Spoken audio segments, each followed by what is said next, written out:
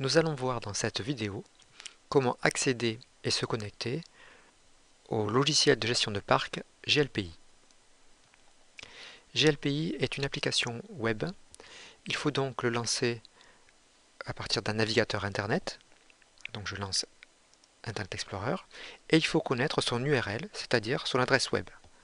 Celle-ci vous sera fournie par l'administrateur réseau ou autre personne responsable du service informatique. Alors, l'adresse web peut avoir deux apparences.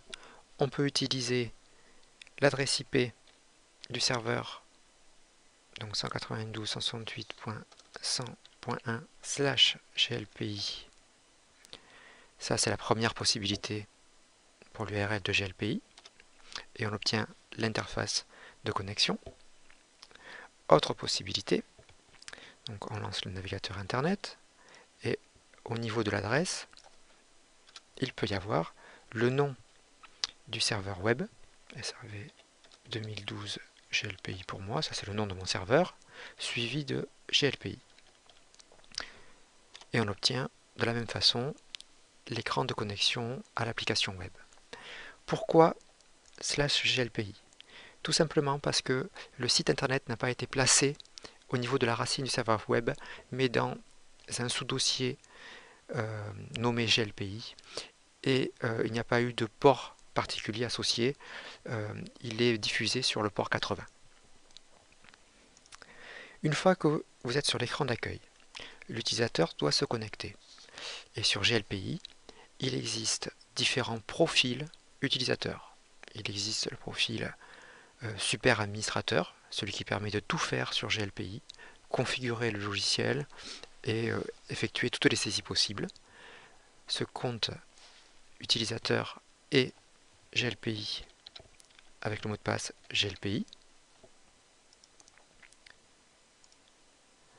Et dans ce cas-là, vous avez accès à toute la partie inventaire, à toute la partie assistance, à toute la partie gestion, à tous les outils, notamment OSSNG, à toutes les extensions du logiciel GLPI.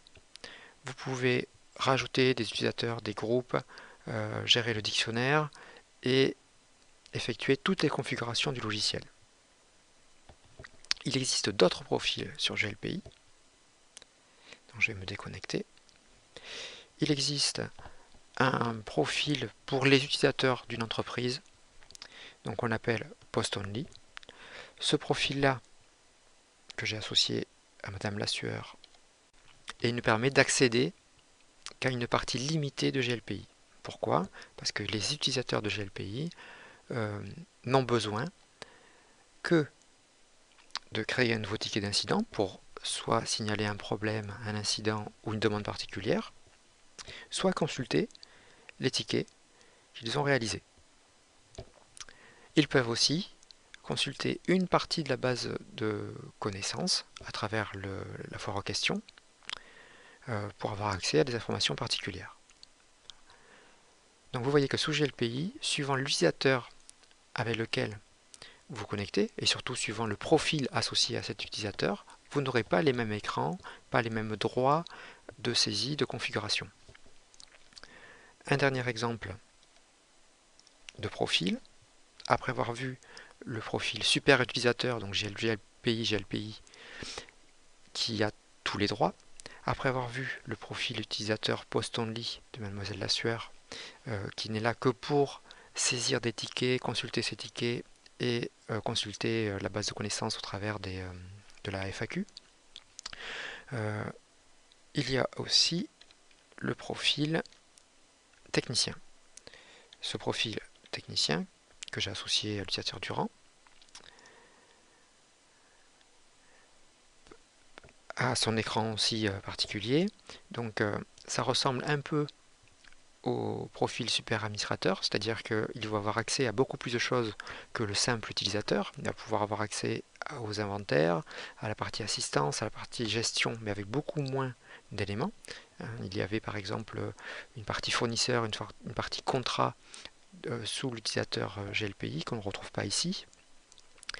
Dans Outils ici, on pouvait gérer les extensions. Or, avec le profil technicien, on ne peut pas le faire. l'administration est aussi limitée, ainsi que la configuration. Voilà. Donc le profil technicien correspond au technicien du service informatique qui est là pour gérer le parc, c'est-à-dire toute la partie inventaire, saisie, mise à jour des données, consultation, recherche, export de données, et aussi toute la partie assistance, donc soit créer des tickets ou mettre à jour des tickets une fois que les incidents sont résolus.